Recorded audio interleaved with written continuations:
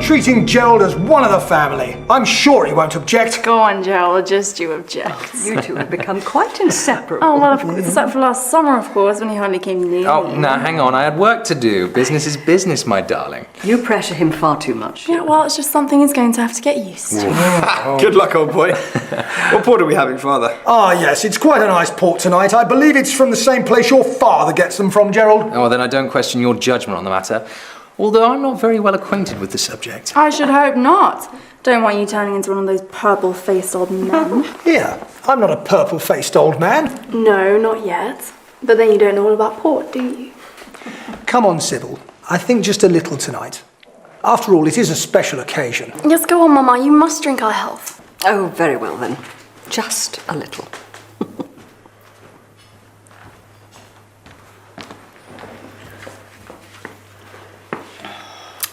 All right, Edna. I'll ring from the drawing room when we go through. Yes, Mum.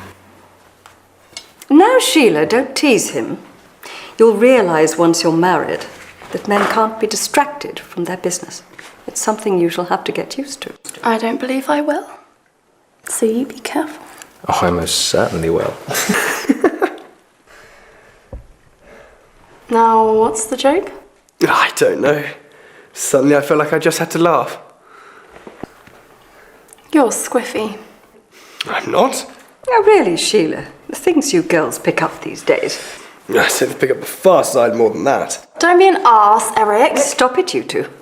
Arthur, what about this famous toast of yours? Ah, yes. I believe having a little party such as this, on such a special occasion, makes it all the more important. However, it makes giving a speech all the more difficult. Well, don't make one then. Let's drink to their health and be done with the whole business. No, we won't. Tonight is one of the happiest nights of my life. And one day, Eric, maybe you'll understand that. Now, Gerald, this engagement to our darling daughter Sheila means a tremendous amount to me. She'll make you happy, and I'm sure you'll do the same for her. Your father and I have been friendly business competitors for a number of years. I know Crofts Limited is a older and bigger firm than Birling and Co. But you've brought us together. And I look forward to the day when, not as competitors, but as allies, we work together. Oh, Arthur, really? Not the best time for a business talk, don't you think? Yes, I quite agree with Mama on this one. And I quite agree with you, sir. And I dare say my father might agree as well. Thank you, Gerald. I just wanted to mention it in passing. What I did want to say was, Sheila, you're a very lucky girl.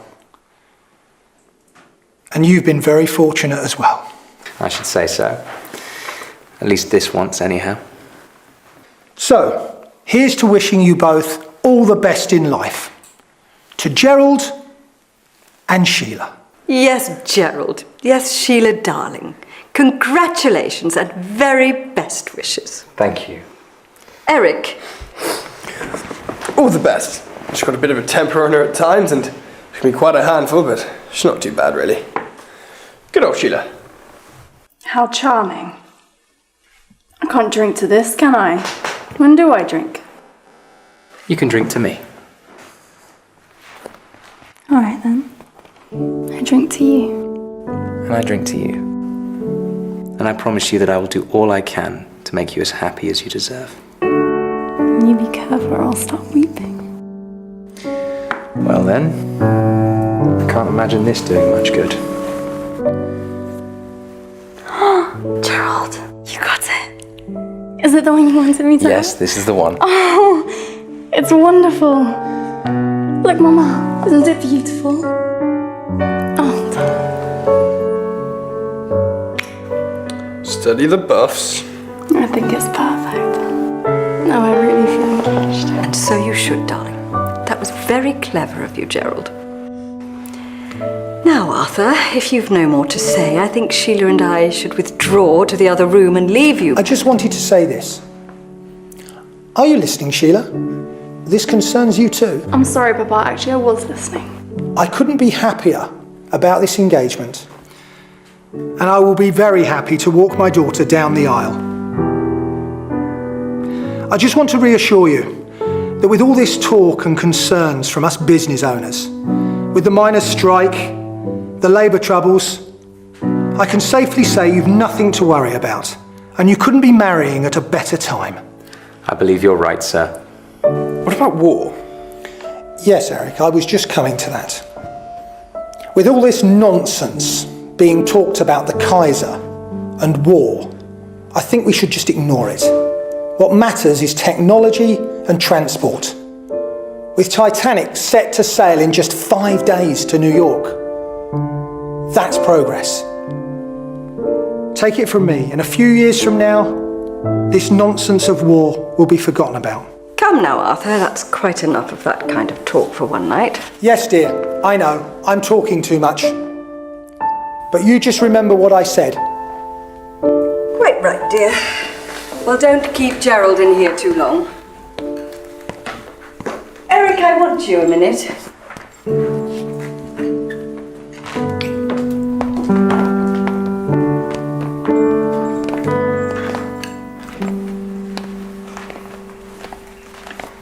Cigar? No thanks. Can't quite enjoy them. You don't know what you're missing. I like a good cigar. Help yourself. I don't mind if I do. Would you care for one? Yes, thank you.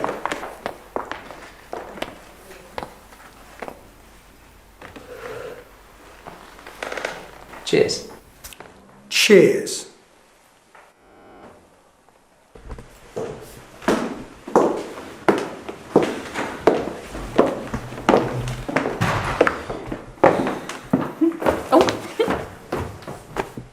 Now, Eric, I don't want you drinking too much tonight. Are the others going to get this talk as well? I don't want you getting all squiffy and spoiling your sister's celebration. It means a lot to her and to your father, and nothing is going to ruin it for them. I don't suppose you're going to be doing this the rest of my life. If only I could. By the way, there's something I'd like to mention while the women are out of the room. I have an idea that your mother might have certain doubts towards my daughter. From a social standing point of view. Oh, I can't imagine that. No, Gerald, I don't blame her. She's completely justified. She comes from an old country family, and so forth. It's just that I'm rather hopeful of being included on the next honours list. A knighthood, of course. I say. Well, that's very good news. Well, you know, it's early days, but I am hopeful. You remember when I was Lord Mayor? That royal visit? I think I made quite an impression. I dare say you must have. And I can't see those chances slipping away. No, as long as we behave ourselves and don't get into any trouble. We don't want a scandal. No.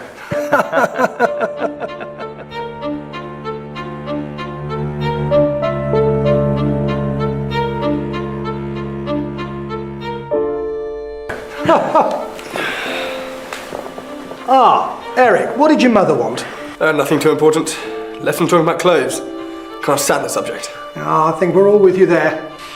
Clothes to women is like gold to dragons. They just can't get enough of it. Yes, quite right.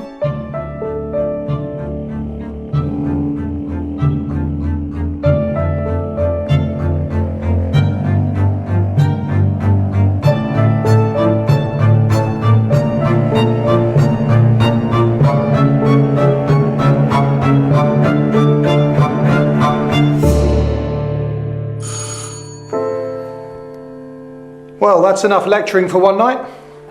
Let's have one more drink and move through to join the ladies. Oh, sounds like a plan.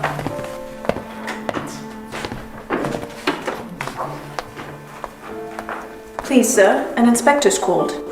An inspector? What kind of inspector? A police inspector. He says his name's Inspector Goole. I don't know him. Does he want to see me? Yes, sir. He says it's important. Thank you, Edna. Will you show him in here, please? Yes, sir.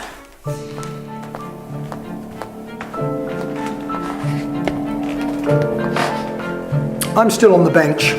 I think it's probably a warrant they want signing. Yeah, nothing too serious, I hope. No, I shouldn't think so. Not at this hour.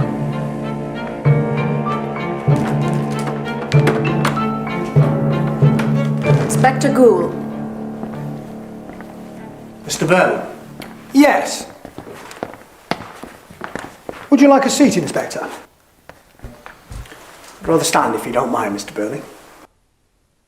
Some sort of drink? A port or a whiskey? No, thank you, Mr. Birling. I'm on duty. You're new, aren't you?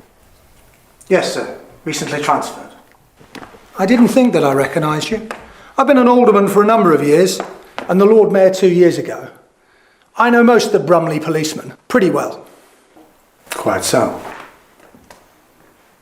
Well, what can I do for you? Is there a problem with the warrant? No, I'm afraid not, Mr. Birling. What is it then? I'd like some information, if you don't mind, Mr. Birling. 2 hours ago, a young girl died in the infirmary. She was taken there this afternoon. Seems she drank quite a lot of strong disinfectant. Burnt her insides out, of course. My God! Yes. She was in some agony for some time. They did all they could for her, but unfortunately, she died. Horrible business, but I don't see why you would come here. I've been round to the place that she had. Seems she left a photo and a sort of diary. Like a lot of young women who get into various kinds of trouble, she'd use different names. Her first name, her original name, was Eva Smith. Eva Smith? You remember her, Mr. Birling? No, I can't say that I do. Eva Smith sounds familiar, but I still don't see what I have to do with this business. She was employed at your work for some time. Ah, that's the connection. Well, we employ a lot of people at that site, a lot of young women. I can't be expected to remember all of their names, Inspector. Well, this particular young woman was out of the ordinary. I found a photograph of her in her lodgings. Perhaps it may help to jog your memory.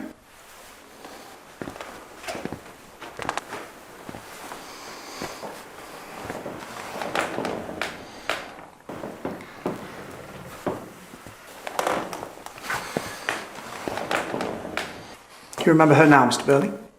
I do. She used to be an employee until I dismissed her. Any particular reason why we shouldn't see this photograph, Inspector? All in good time. I like to take things slowly in my line of work.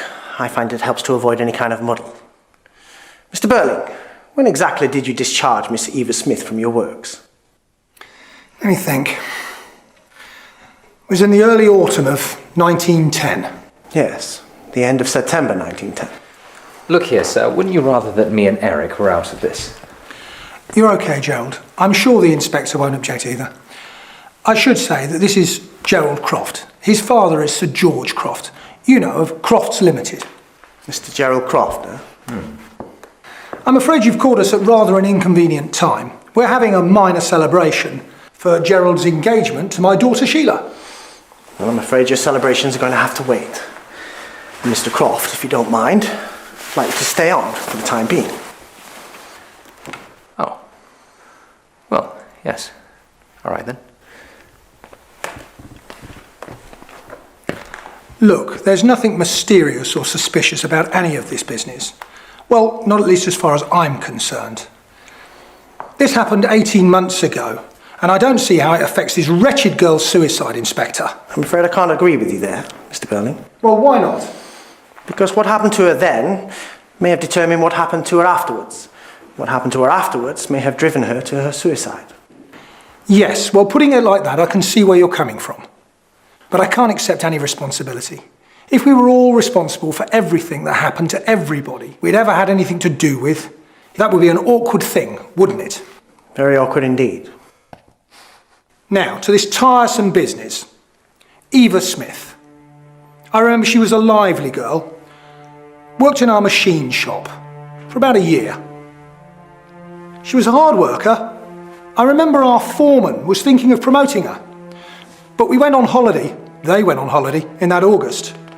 And when they came back, they were all rather restless. They wanted a pay rise. They'd been earning 22 and 6 a week, which is more or less what we pay in this industry. And they wanted put up to about 25 shillings a week.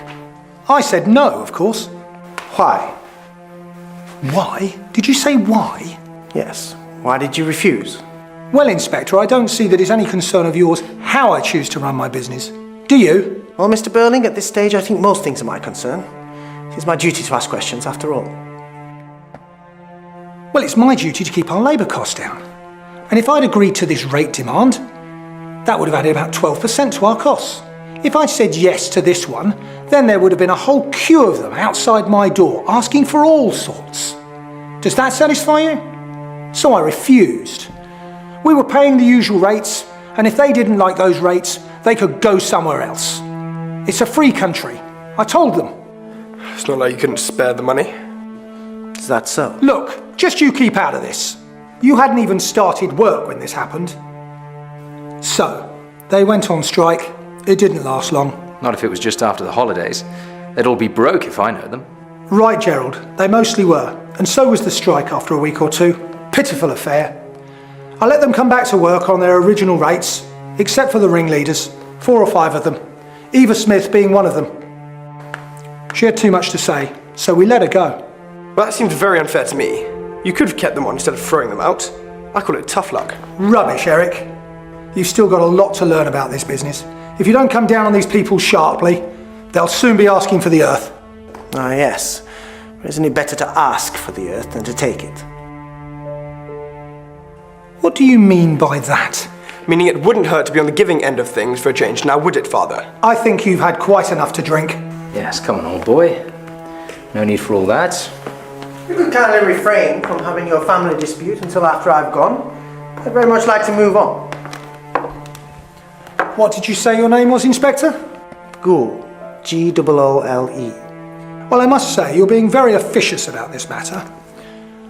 Do you know the Chief Constable, Colonel Roberts? Yes. Then I feel I ought to warn you. I know him fairly well. We played golf together at the West Brumley. I don't play golf. That's a damn shame. I mean about this girl, Eva Smith. Why shouldn't she try for the higher wages? After all, we try for the higher prices. I just don't see why she should have been sacked just because she had a bit more spirit than the rest of them. After all, you said that she was a good worker. I would have kept her on. Unless you brighten up your ideas, you're never going to be in a position to let anybody stay or tell them to go. Well, I don't see the need to keep the inspector waiting with this. I don't think we need to keep the inspector waiting at all. I've told him all that I know. I told the girl to leave, and she went. I couldn't have her disrupting my staff anymore. I do agree with your father there, Eric. Girls like that on the workforce do much more harm than good. You can't blame the girl for trying, after all. Isn't that what we're all fighting for? The chance of a better life. Oh, I'm sorry. I didn't realise we had company. Mother and I were just wondering when you were coming through. We'll be along in a few minutes. We're just finishing. I'm afraid not. There's nothing else. I told you that. What's going on? Nothing you need to worry about, darling. Just a bit of unfortunate business between one of your father's old employees. What business? What's happened? I'm a police inspector, Miss Birling. This afternoon a young girl drank quite a lot of disinfectant. And after several hours of agony, she died tonight in the infirmary. That's horrible. Was it an accident? No, she wanted to take her own life. She felt she could go on no longer.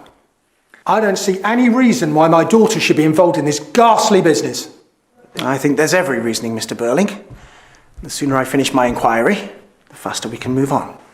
What inquiries? Will someone please tell me what's going on? The inspector here believes that the reason for this girl committing suicide was because father discharged her from the workhouse. Thank you, Eric. Did you, Father? Yes, I did. She was causing trouble at the works. I was completely justified. Yes, I'd say you were too. We would have done the same thing. Oh, no, come on, Sheila, don't look like that. Sorry, it's just... Can't help thinking about this girl destroying herself so horribly. And I've been so happy tonight. I wish you hadn't told me. What was she like? Quite young? Yes, 24. Pretty? Well, she wasn't this afternoon, but she had been, yes. Very pretty. That's enough. Yes, quite right. I don't know where this line of inquiry gets you, Inspector, but it's what happened to her after she left Mr. Birling's works that's important, of which we can't help you because we don't know. Are you sure you don't know? Are you suggesting that there's something to do with this girl? Yes. So it's more than just my father you're here to see. Yes.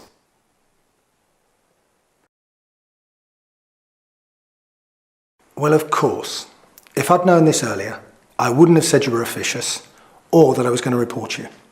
You do understand that, don't you, Inspector? This makes the difference. Are you sure of your facts?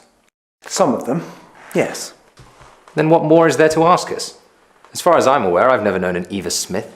Neither have I. Was that her name? Eva Smith? Yes, it was. Never heard it before. So where does that leave you, Inspector?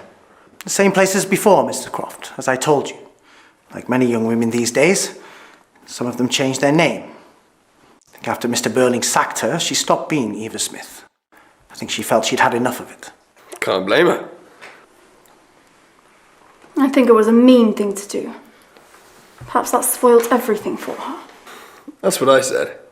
Rubbish. What happened to this girl after she left my works? Well, she was out of work for another 2 months. With both parents dead, she had no home to go back to. She hadn't exactly saved much money working at Birling and Company with what they were paying her. And so, being out of work, no money coming in, still living in lodgings, I think she was feeling a little desperate. I should think so. That poor girl. I'm afraid that poor girl is one of many. There are too many women living that sort of life in every city and town in the country. If there weren't, then where would the factories and warehouses get their cheap labour from? You should ask your father. These girls aren't cheap labour. They're people. What happened to her then? Well, as luck would have it, she found a job in a shop. A rather good shop. Millward's. Millward's? We go there. In fact, I was there this afternoon. For your benefit. Well, yes. She was taken on at the beginning of December that year, 1910. It seems Millward's was short-handed and so decided to give her a chance. She seemed to like working there. I think he made a change from working in a factory. And she must have enjoyed working amongst the pretty clothes, no doubt. And she felt like she was making a good fresh start. And then she got herself into trouble there, I suppose. She'd been working there a couple of months. After having settled into her new job, she was told that she would have to leave. And that's terrible. Do you know why? There was nothing wrong with the way she was working. They've admitted that. There must have been something wrong. All she knew was a customer had complained about her. So she had to go. When was this? It was the end of January last year. What did this girl look like? If you'd like to come with me, Miss Birling, I can show you.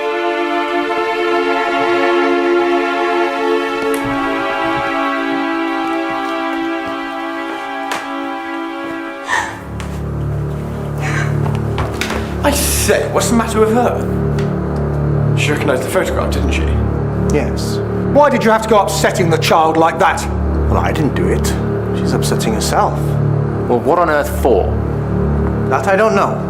Yet. But I intend to find out. No. I'll find out for myself. Or do you want me to go after her? No, leave this to me. I must also have a word with my wife. If it's all right with the inspector here.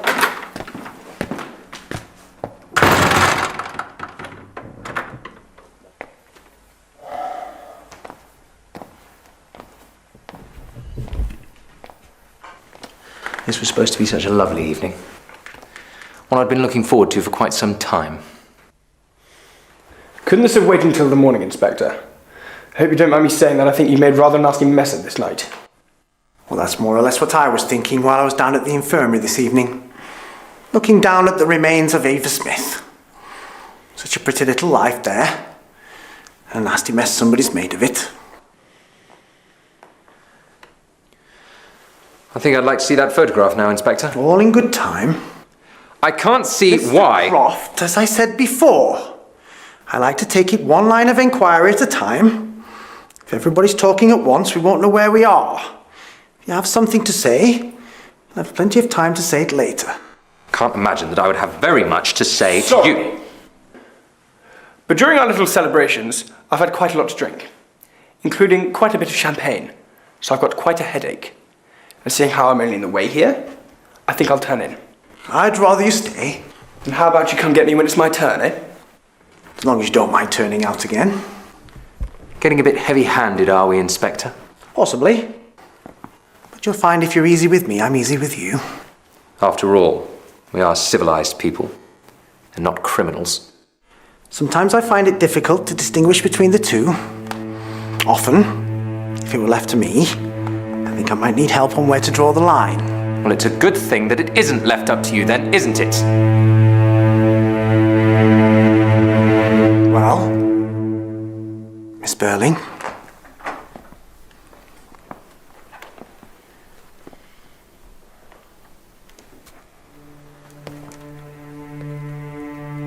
You knew it was me all along, didn't you? I had a good idea that it might be. Something that the girl herself wrote. I told Father, but he didn't seem to think it amounted to much. I felt rotten about it time, and now I feel worse. Did it make much difference? I'm afraid it did. It was the last real steady job she had. When she lost it, and for no reason she could discover, she decided to try a different kind of life. So I'm really responsible. Now, Sheila, let's not jump to conclusions. No, not entirely. A great deal happened to her after that. You're partly to blame, just like your father. Now, steady on, Inspector. Gerald, darling, it's quite alright. What does Sheila do? I went to the manager at Millwoods and I said that if they didn't get rid of that girl, I would never go near the place again. And I would persuade Mother to close our account with them. What had brought on this disliking towards her?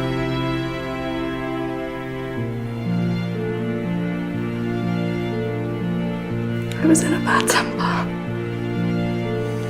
Was that the girl's fault? Not really. It was my fault. No, Sheila.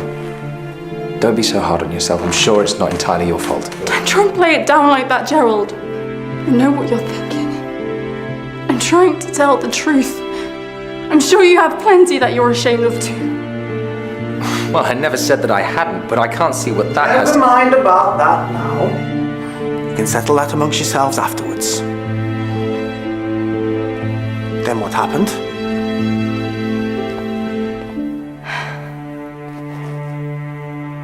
I went to the store to try on something I had in mind. It was my idea and I was quite excited about it. Mother had advised me against it, but I didn't listen. So now I wish I had. Anyway, when the girl brought the dress up, the assistant asked her something, and to show us what she meant, she sort of held it in front of her as if she was wearing it.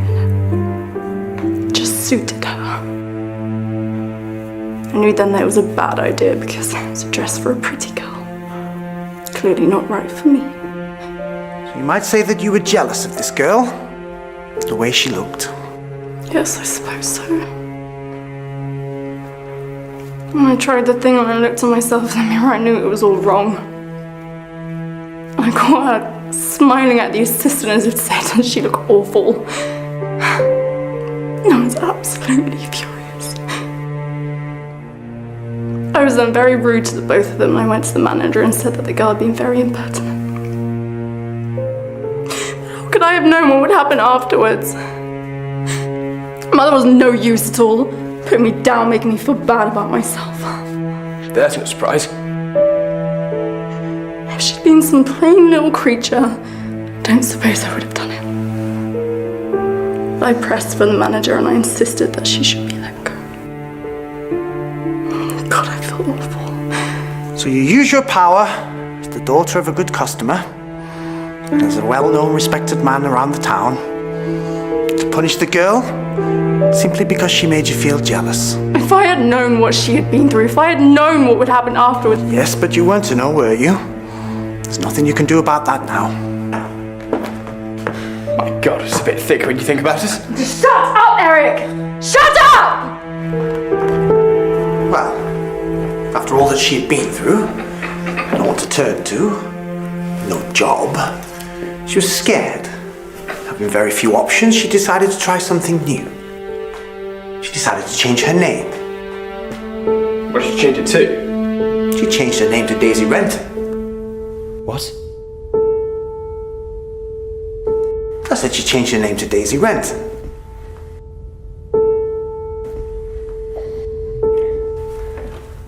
Would you excuse me for a minute? I need to ask Father something.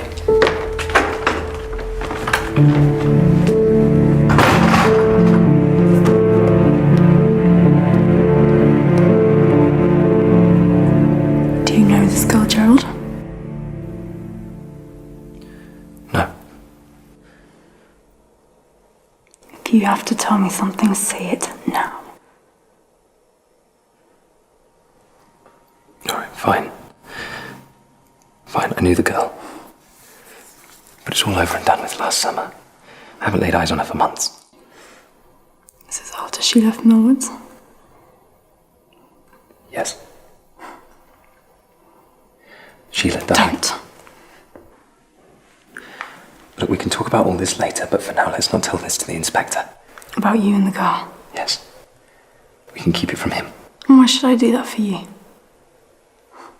He probably already knows. And how did you become to know this girl, Mr. Croft? You see, I told you so.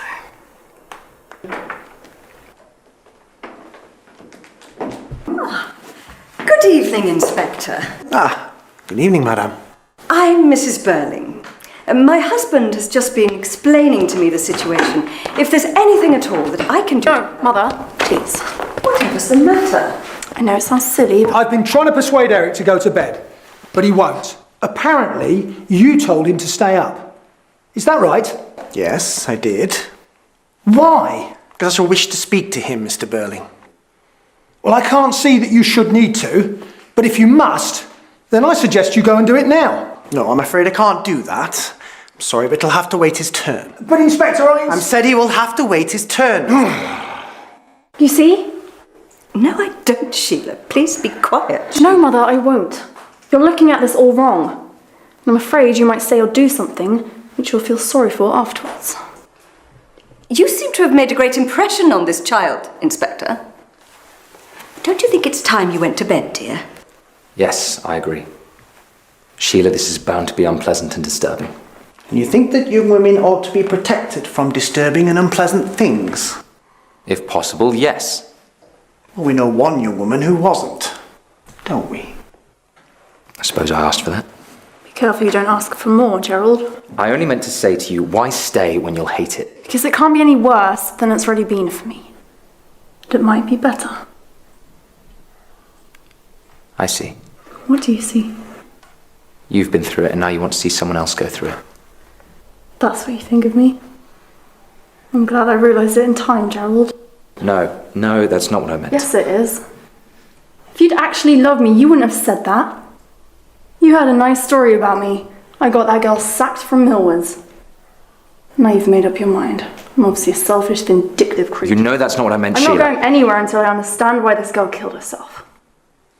I don't suppose we can understand why the girl committed suicide. Girls of that class really... Mother, please, stop. You must not try and build a wall between us and this girl. The inspector will only break it down, and it'll be all the worse when he does. I don't understand you. Do you? Yes, and she's right. And besides, the inspector hasn't finished asking questions. Have you? No. You see? Then I'm staying. I just can't see what you're getting out of this, Sheila. Allow me, Miss Birling. I can tell you why she would want to stay on, and why she would feel much better if she did. A young girl died this evening. Miss Birling has been made to understand what she did to this young girl, and now she feels responsible. If she were to leave now, not hear anything else, she would feel entirely to blame. Not only for this evening, but for tomorrow evening, and the night after that. Yes, that's it. I know I'm to blame and I am desperately sorry. But I will not believe that it's simply my fault that she committed suicide. It would be too horrible. You see, we all have something to share. If there is nothing else, then it may as well be our guilt. I still don't understand what blame there is to take on our part. All in good time, Mrs. Birling. Now where's this young man, Eric? He's upstairs, refusing to go to bed. Well, what's wrong with him? Eric, I believe he had rather too much to drink tonight. Is he not used to drinking? No, of course not. He's only a boy. No, he's a young man. And young men these days drink far too much. And Eric's one of them. Sheila? I don't want to put poor Eric into trouble, but we really must stop with these silly pretenses. Now is not the time to pretend that Eric isn't used to drink. He's been steadily drinking too much for the last 2 years. It simply isn't true. Gerald, you know him, and you're a man. You must know that it isn't true. Well, Mr. Croft. Although I haven't seen much of Eric outside the house, I am aware that he enjoys the occasional drink. And this is the time you choose to tell me.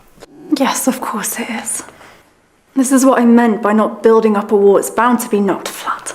But it's you and not the inspector here that's doing it. But can't you see? He hasn't started with you yet.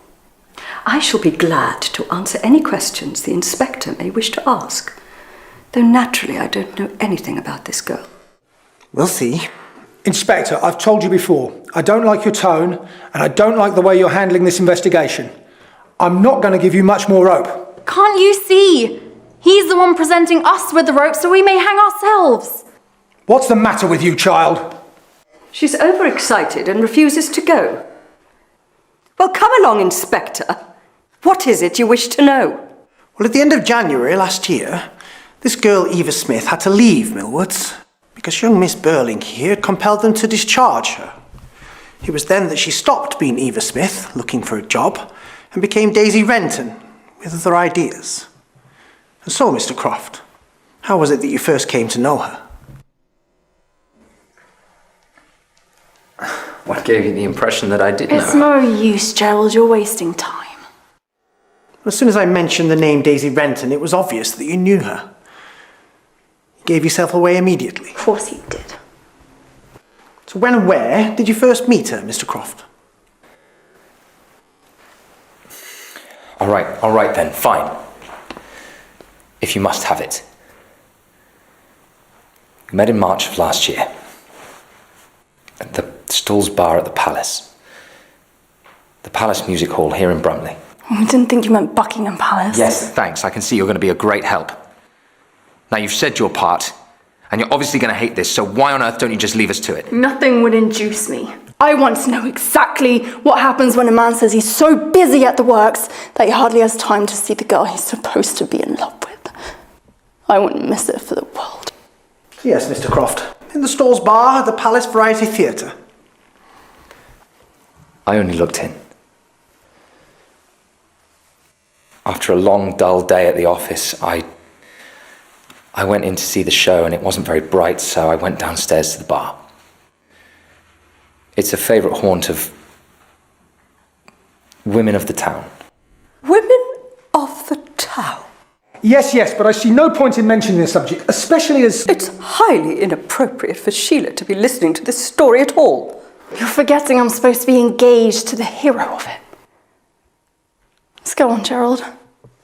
You went down into the bar, which is a favourite haunt of women of the town. Oh, I'm glad I amuse you. Hello, Mr. Croft. What happened? I didn't intend to stay long. But then I saw this girl there who was quite different from all of the others. She was very pretty. She had soft brown hair and big dark eyes. She was very young and charming, and she was obviously not happy about being there. There was an elder chap who was half drunk and goggle-eyed, and he had wedged her into a corner with that obscene fat carcass of his. There is no need to be disgusting. I think we are quite past the point of disgusting. Sheila, please. Go on, Mr. Croft. She was obviously in need of rescuing. So I did what any other half-decent chap would do.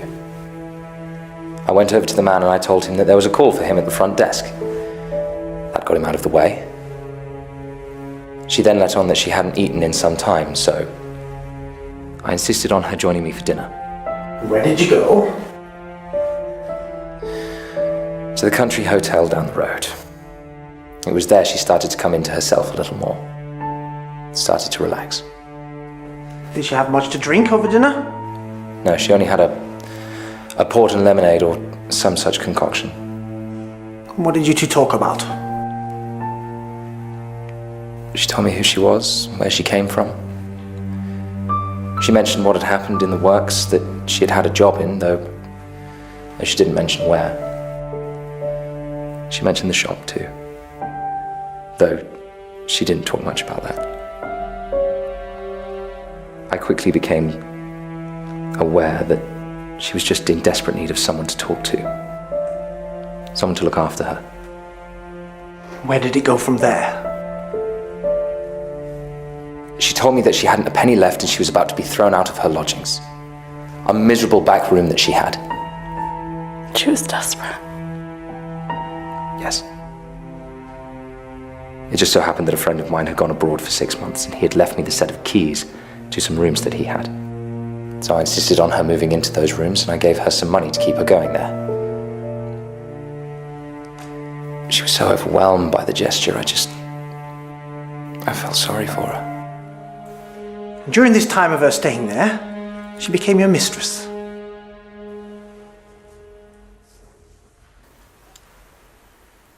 Yes. How disgusting. No, Mrs. Birling, I must protest. It was anything but disgusting. It was quite the opposite. And I wanted nothing more than to help her. Were you in love? It's just what I was going to ask. It's difficult to say. I didn't feel the same way that she felt about me. Of course not. You were the wonderful fairy prince. Well, I bet you adored him. yes, all right, I did. Any man would have done. It's about the best thing you said tonight. At least it's honest. Did you see her every night? No, not every night. I wasn't lying when I said I was busy at the works. It was nice to know you don't lie about everything. When did the affair end, Mr. Croft? In the first week of September. I was set to go away then on business, and by that time, Daisy knew it was coming to an end. So I broke it off definitely before I went. And how did she take it? Better than I'd hoped. She was very gallant about it. And that was nice for you. No, it wasn't. She mentioned that she had been the happiest she'd ever been. But she knew it couldn't last. She had to move out of those rooms. Yes, we'd agreed on that. She'd saved some money over the summer and I insisted on a parting gift of some money, though it wasn't enough to keep her going to the end of the year. Did she say what she intended to do after she had gone? No, she didn't talk much about that. I get the feeling she intended to leave Brumley.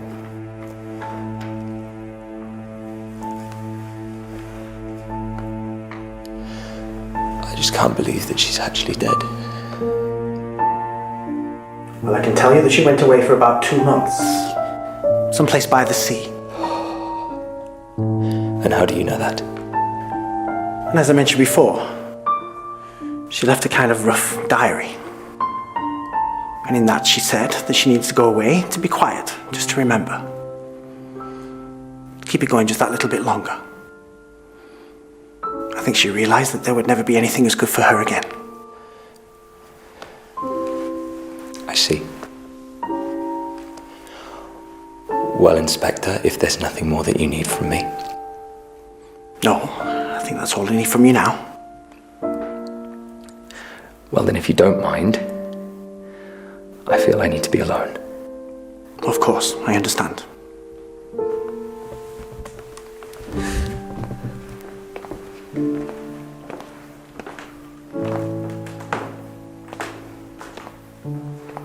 Gerald.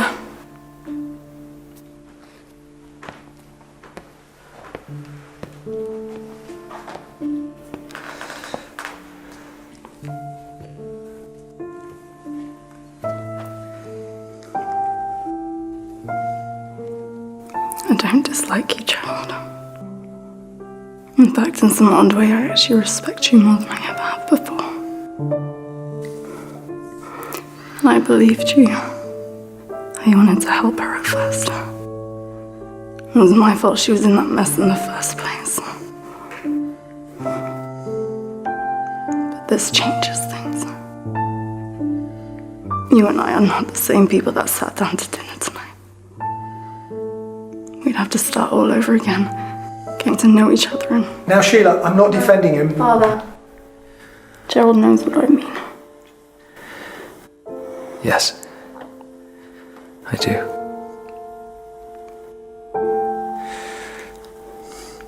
Excuse me.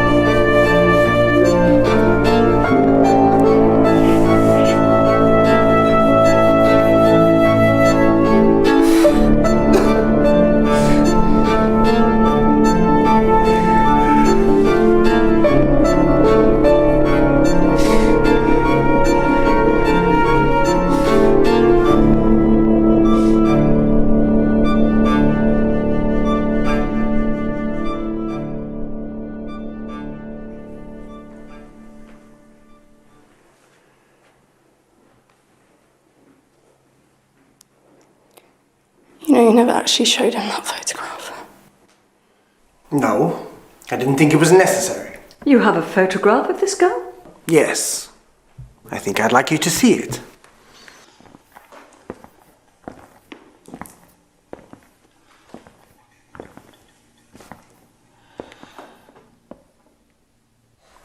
Do you recognize her, Mrs. Birling? No, why should I? Well, of course. She may have changed lately. But I can't imagine she's changed too much. I don't understand you, Inspector. I think you're choosing not to, Mrs. Birling. I meant what I said. You're not telling me the truth. I beg your pardon. Now look, Inspector, I'm not going to have this. You'll apologise at once. Apologise for what? Doing my duty? No, for being so offensive. I'm a public man. Public men, Mr. Birling, have responsibilities as well as privilege. That may be so, but you didn't come here to ask me about my responsibilities. I hardly think responsibilities has anything to do with it. Does that mean anything, Sheila? I mean, Mother, That you can't just hide behind a wall of ignorance simply because you're too afraid to face the facts. I think it's high time you got off your high horse and stop pretending that you don't come into this business. Why can't you just admit that you recognise the girl in the photograph? He's going to get out of you anyway. There's no point dragging this out. Now, Inspector, I don't see what my wife has got to do with any of this business, just because she recognised some girl in a photograph. Mrs. Birling, you're a prominent member of Brumley Women's Charity Organisation, aren't you? Yes, she is. Why? What does this organisation do exactly? It's a charitable organisation to which women in distress can appeal for help in various forms. We have done a great deal of useful work in deserving cases. Am I right in thinking you sit on the chair of the committee of this organisation? Yes, I do. Then you'll remember the meeting of the interviewing committee 2 weeks ago. Is there a point to any of these questions, Inspector? Yes, and a good one. Mr. Croft told us, quite truthfully, and I believe, they had neither seen nor heard from Eva Smith since last September. Whereas Miss Birling not only saw, but spoke to her 2 weeks ago. There, you see? What did I tell you? Is this true? Yes, quite true. She appealed to your organisation for help. Yes, neither as Eva Smith nor this Daisy Renton. As what then? First, she called herself Mrs. Birling. Mrs. Birling? Yes, it was simply a piece of gross impertinence, quite deliberate. And naturally, that was one of the things that prejudiced me against her case. I should think so. Damned impudent. So you admit to being prejudiced to the case? Yes. This girl has just died tonight, Mother, don't forget. I am well aware of that, Sheila. But I still don't see what this has to do with me. Was it owing to your position as the prominent member of the committee that help was refused this girl? Possibly. Well, was it or was it not your influence? Yes. I found the girl to be quite impertinent. It did not take long for us to find out the truth about the improper use of our name. She had no claim to it, was not married, and that the story she had come up with about her husband deserting her was a lie. And why did she need your help? You know very well why she wanted help. Well, yes, I know why she needed help, Mrs. Birling. But as I wasn't there, I have no idea what she was asking of the committee. I don't think we need discuss it. You have no hope of not discussing it, Mrs. Birling. If you think you can bring pressure to bear upon me, Inspector, you're quite mistaken. This girl came to us with a claim with which I was not satisfied, and so I had it refused. And despite what has happened to the girl since, I consider that I did my duty. I have nothing to be ashamed of, and do not wish to discuss it further. And you have no power to make me change my mind. Oh, yes, I have. No, you haven't. I have done nothing wrong, as well you know. Would you still consider yourself to have done nothing wrong if I told you that the girl was expecting a child? Did you know this, Mother? It was because the girl was expecting a child that she sought assistance from your mother's committee. And she was asking for help at a time when no woman could have needed it more. Not only did you refuse that help, Mrs. Birling, but you saw to it that others refused it too. She wasn't just asking for money, she was asking for advice, sympathy, friendliness. You slammed the door in her face. Mother, I think it was vile and cruel. I have to say, Sybil, when this comes out of the inquest, it's not going to look good for us. The press are bound to pick it up. Stop it, the pair of you. And before you both start accusing me again, let me remind you that it was not I who turned her out of her employment, which probably began it all. Don't try and turn this on us. Neither of us would have refused a pregnant girl the help she so clearly desperately needed. In the circumstances, I was justified. The girl had begun by telling us a pack of lies. If she had told us the truth, things might have been different. What was the truth, Mrs. Birling? I discovered that she knew who the father was. She was quite certain about that. And so I told her it was her business to make him responsible. And if he refused to marry her, which, in my view, he ought to be compelled to, he should at the very least support her. Did she say who the father was? She said he was a youngster, silly and wild and drinking too much. He gave her money, and she did not wish to take any more. Why did she not want any more money from him? All a lot of nonsense. I didn't believe a word of it. I didn't ask if you believed her, Mrs. Birling. I wanted to know what it is she said. Now, why did she not want to take any more money? Some fancy reason. As if a girl in her position would ever refuse money.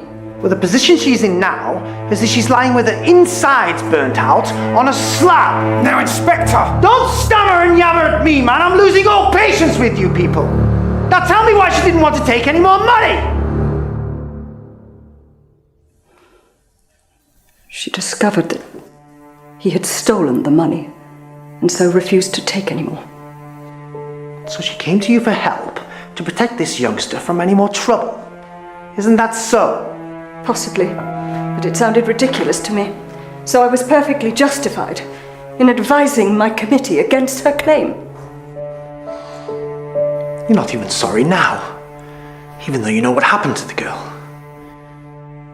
I'm sorry she should have come to such a horrible end, but I accept no blame for it at all. So who is to blame then? I blame the young man who got her into this mess in the first place. If he had done the noble thing of marrying her, then she would have felt no need to come to us. So he's the chief culprit anyhow? Certainly, and should be made an example of. And if you'd spent more time trying to find him instead of asking all these unnecessary questions... Stop! No, I will not. I will not be held responsible for the actions of some vile creature. Don't you see? See what, Sheila? What are you talking about? I don't see what we have to do with this young man who is the father of the child. If, as she said, he didn't belong to her class, but was some drunken young idler, then that's all the more reason why he shouldn't escape. If the girl's death is due to anybody, then it's due to him. So you're saying he should be made an example of? Quite right. And I don't see why you haven't got on to this sooner. All in good time, Mrs. Birling. Well, what are you waiting for? I'd like to speak to Eric now, please. Eric, why on earth would you want to see?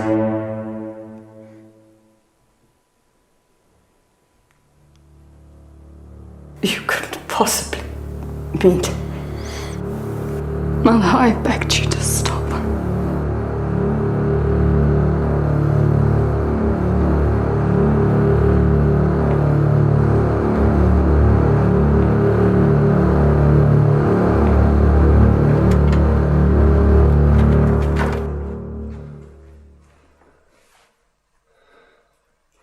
You all know it, don't you? Yes. We know. Oh, Eric, I can't believe it. Must be some mistake. You don't know what I've been saying. That's a good job he doesn't know then, isn't it? Why? Because Mother here has been blaming everything on the young man that got that girl in trouble. Sheila, don't! You haven't made it any easier for me, have you, Mother? I didn't know it was you. I never dreamt. Besides, you're not the type. You'd never get drunk. Of course he does. I told you he did. You told her? Why, you little sneak. That's not fair. I could have told her months ago, but of course I didn't. I only told her tonight because I knew everything was coming out. If you only had a sense of loyalty. Now, Mr. Birling. I shall still have to hear what Eric has to say. Can I get a drink first? I think you've had quite enough. Yes. I'm sorry, Mr. Birling. I know he's your son. This is your house. I think he needs a drink now, just to see him through. All right, go on.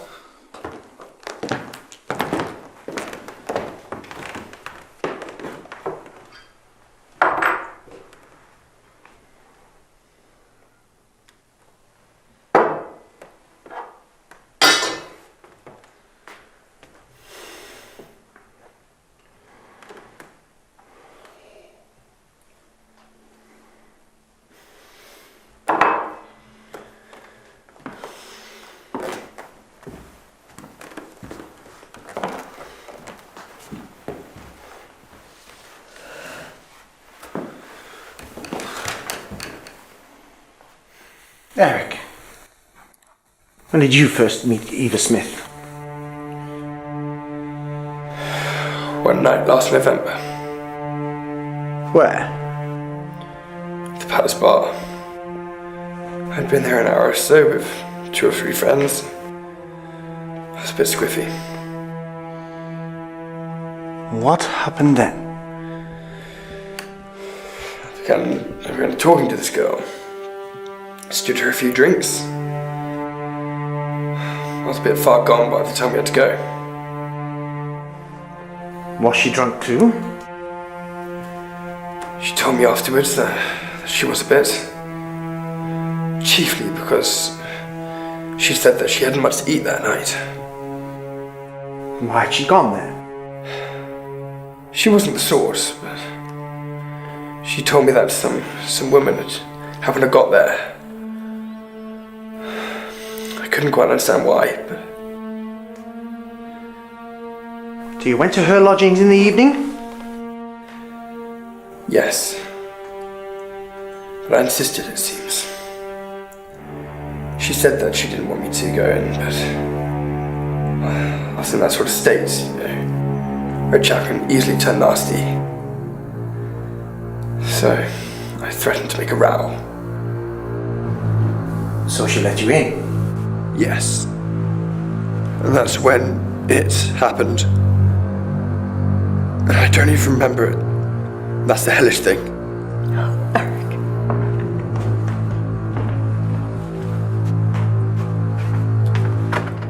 Sheila, take your mother along to the drawing room. You heard what I said. Go on, Sybil. Come on, Mama.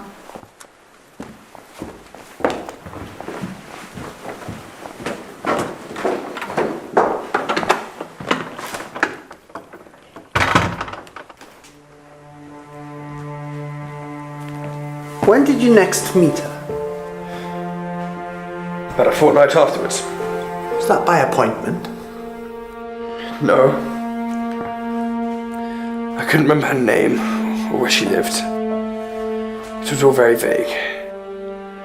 I happened to run into her at the Palace Bar. But more drinking? Yes, although this time I wasn't so bad. But you took her home anyway?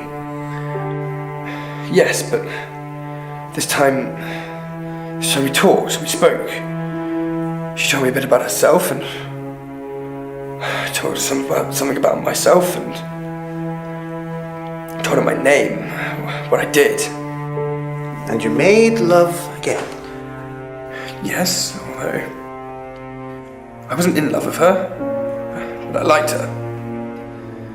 She was pretty and a good sport. So you had to go to bed with her? I'm old enough to be married, aren't I?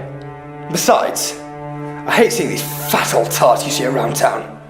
The sort that you see some of your respectable friends with. I don't need that from you. And I don't want it either. Did you arrange to see her again after that? Yes. Although, this time she told me that she thought she was going to be having a baby. What did you suggest you do? Well, she didn't want me to marry her. Said I didn't love her and all that. But in a way, she treated me as if I was a child. Although, I'm almost as old as she was. What did you propose? Well, she hadn't any money left. Nor a job, so I intended to give her some money. I insisted on it to keep her going. Until she refused to take any more. How much did you give her altogether? About £50 all told. £50? After going around the town, drinking, and going out, where on earth did you get £50? That's my question also. I got it from the office. What? My office? Yes. You mean you stole the money? Not really. What do you mean, not really? I intended to pay it back. How? How were you going to pay it back? I would have managed. I just needed to have some money, all right? How did you get it out of the office without anybody noticing? I went round to some of the small accounts, the ones that still needed collecting. I asked if they'd be paid in cash. What, gave them a firm's receipt, put the money in your pocket, eh? Yes. You damned fool! You're going to give me a list of all those accounts? If anybody was to find out about this, why didn't you just come to me? Because you're not the type of father a chap can go to when he's in trouble. That's why. This isn't my fault.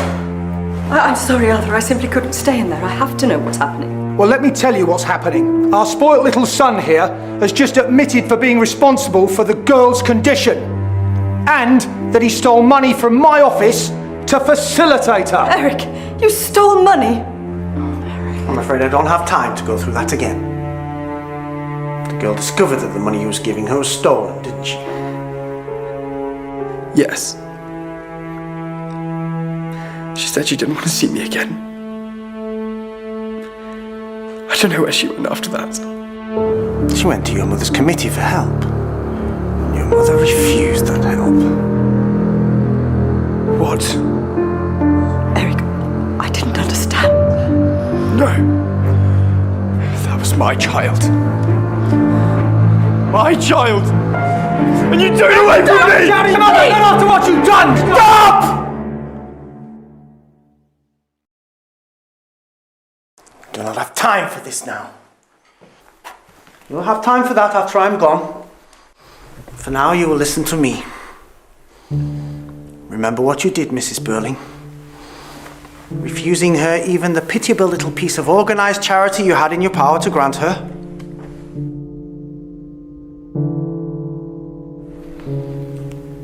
Eric. Using her at the end of a drunken, stupid evening as though she was an animal. You helped too, but you didn't start it. Mr. Birling was the one who started it. All she wanted was 25 shillings a week instead of 22 and sixpence. You made her pay a heavy price for that. You'll pay a heavier price still. Inspector, I'll give you thousands. I'm afraid it's too late. Thousands! You're offering the money at the wrong time. That young man Croft, though he showed her some affection, made her happy for a while, remember what you did. No, you won't forget. She's gone now and there's nothing anybody can do about it. You can't even say, I'm sorry, Eva Smith.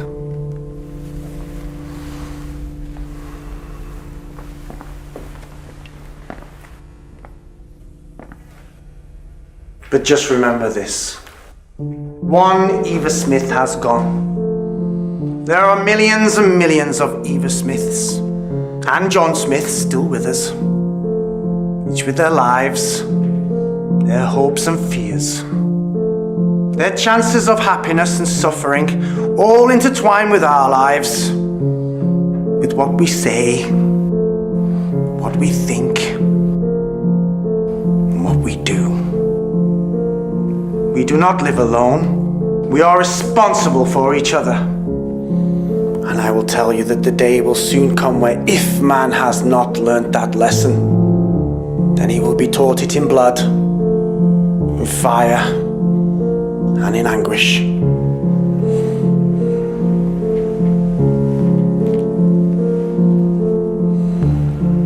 Good night.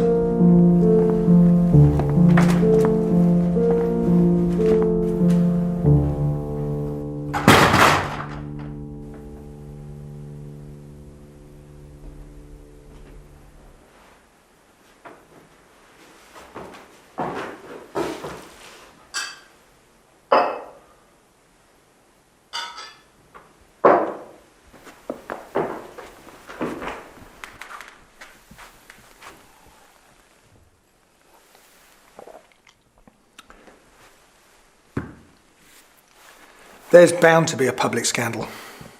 I'm going to lose my chance at a knighthood. For God's sake. What does it matter whether you lose your knighthood or not? Matter? Matter? Does anything matter to you? You're going to have to repay every single penny you stole from the company. Every single penny. You think I wasn't going to? I may have taken that money without permission, but at least I gave it to someone who was in need of it.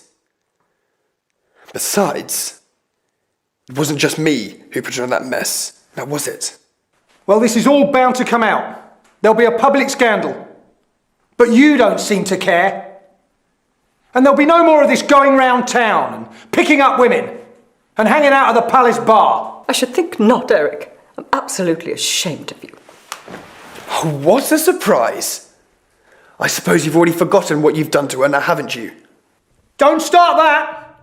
What your mother and I did was totally acceptable. Unfortunate, but that's all.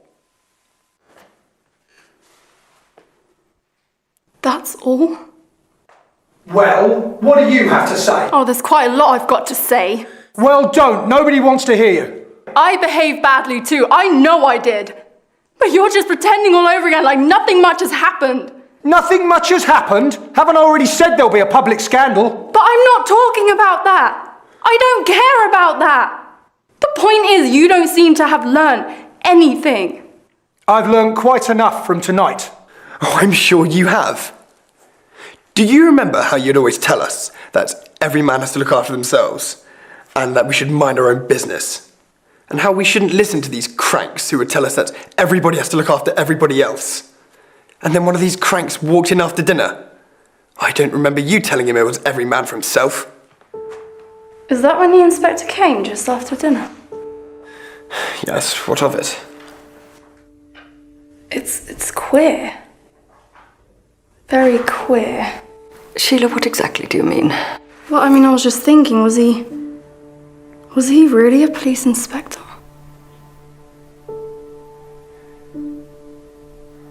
Well, if he wasn't, it makes all the difference. No, it doesn't. Don't talk rubbish. Of course it does. Well, it doesn't matter to me, and it oughtn't to you either. Don't you see? It doesn't matter who it was who made us confess. We all confessed to something that led to a girl's death. That's what's important, not whether a man is a police inspector or not. He inspected us, all right. Oh, exactly. That's what I mean, Eric. But there was something curious about him. He didn't seem like an ordinary police inspector. You're right. I noticed it too. Well, I must say, his manner really was quite extraordinary for a police inspector. So rude and assertive. Yes, they don't talk like that. And I've had dealings with dozens of them. All right. Doesn't make any real difference, you know. Of course it does. No, she's right. It doesn't. That is comic coming from you. You're the only one it makes a difference to. You're the only one that's done something criminal. He can ruin you, you know. I don't care. Not after knowing what happened to her. Did you notice how we hardly ever said anything that he didn't already know? That's nothing. The fact that remains is if we hadn't said so much, he'd have nothing to go on. Why you all had to let it come out like that beats me. You confessed too, Father. Well, he certainly didn't make me confess. I made it quite plain that I felt I had done no more than my duty. Oh, Mother! Now who's this? Edna will go. Might be Gerald coming back. He'd be brave to do so.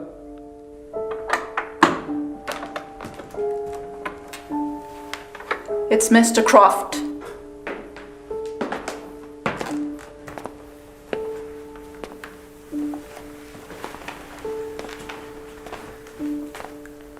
I hope you don't mind my coming back.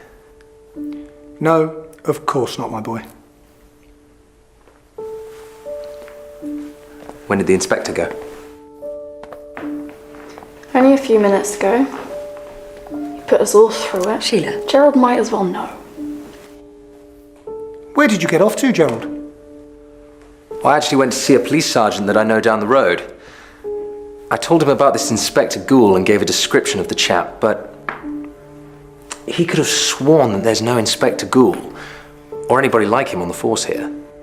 You didn't tell him... Oh, no. I passed it off as someone having an argument with me. But the point is that this police sergeant was dead certain that there wasn't anybody like the inspector here.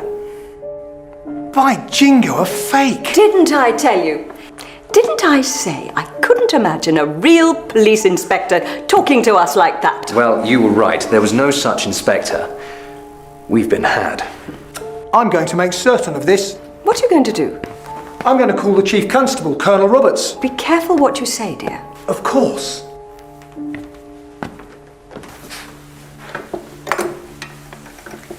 Get me Brumley 8752, please. Colonel Roberts, it's Arthur Birling calling.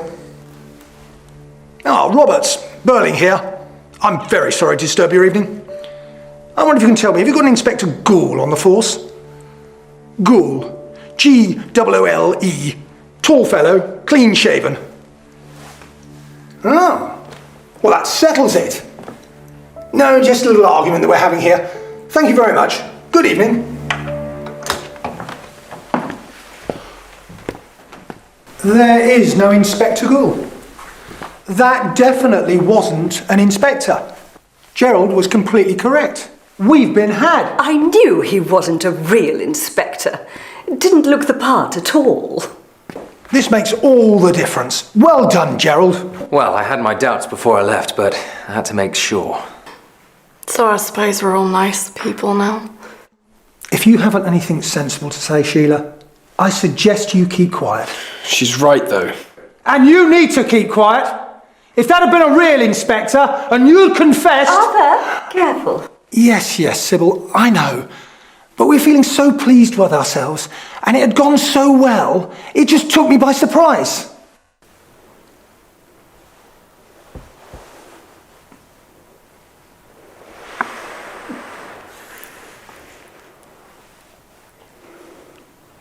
You alright?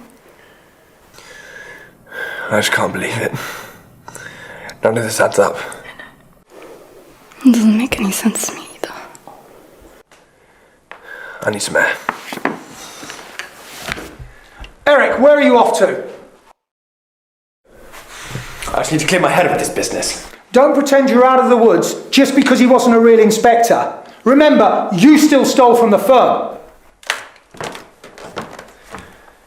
And I told you I was going to pay you back.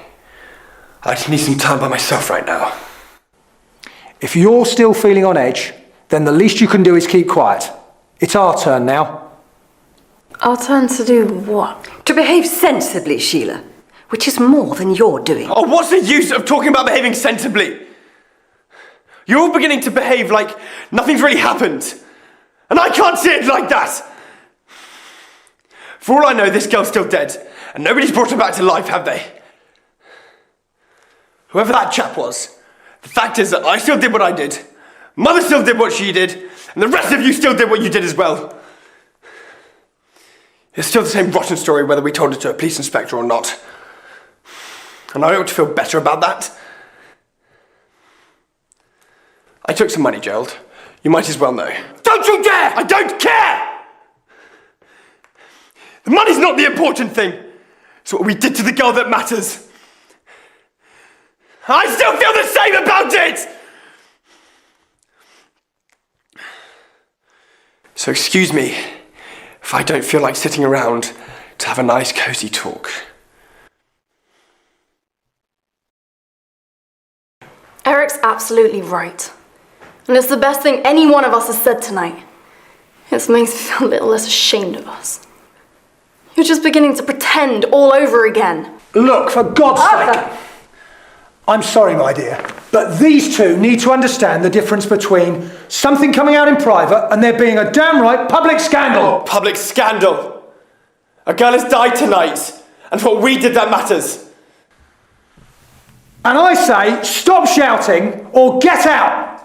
Some fathers wouldn't tolerate this behaviour. Good thing you're not like other fathers, then, isn't it? Eric, please! This won't make anything better, will it? Please just come and sit down. Do we know for certain if a girl's actually died? Well, we've already found out he wasn't a real inspector. Well, he was our inspector, all right. Let's not start dodging and pretending now. Between between us, we drove a girl to commit suicide. Did we? Who says so? Because I say there is no real evidence that we did, then that chap was a real police inspector. Of course there is. Well, think about it. Man comes to the house, pretends he's a police officer. It's a hoax of some kind. What does he do? He artfully plays on the little bits of information that he has on us and bluffs his way to get us to confess that we'd all had some sort of involvement with this girl, one way or another.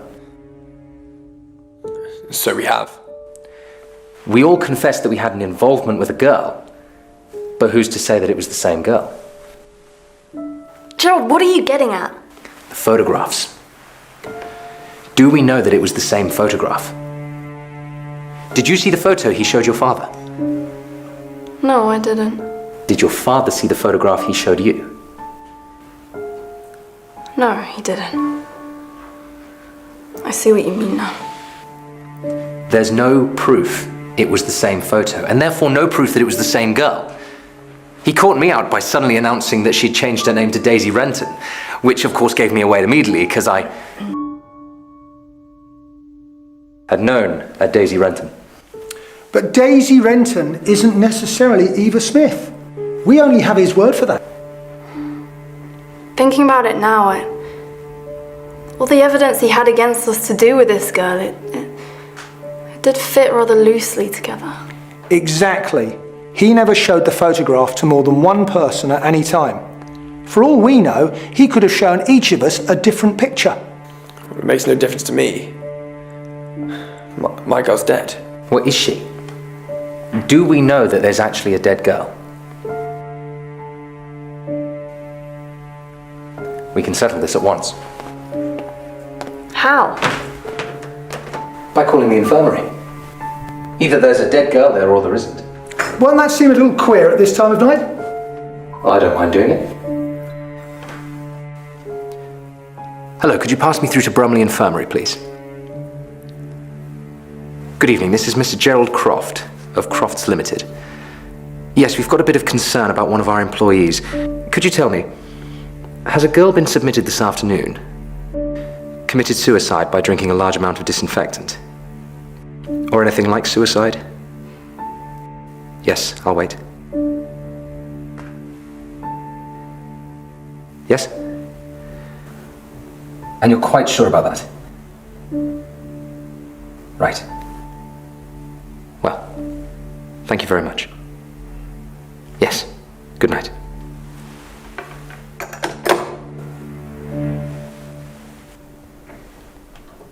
No girl has been submitted to the infirmary. No one's died by drinking disinfectant. They haven't had suicide there for months.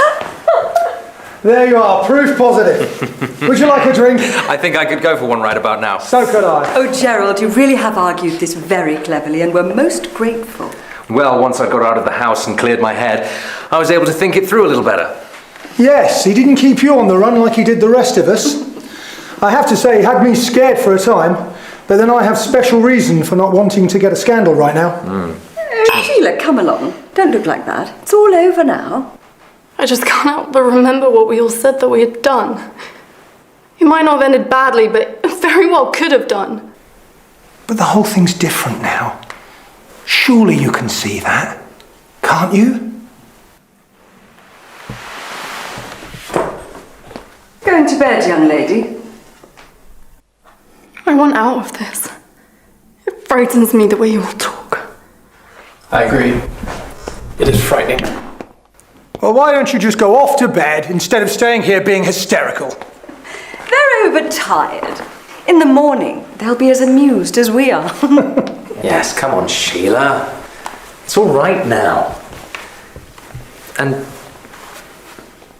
what about this?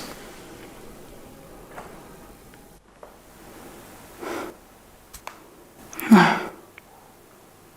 It's too soon. I need time to think. Now look at them. The famous younger generation. They know it all, and they can't even take a joke.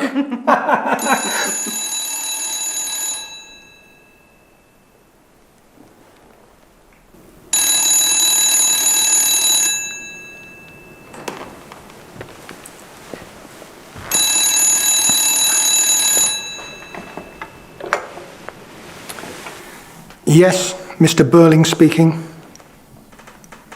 What? Now?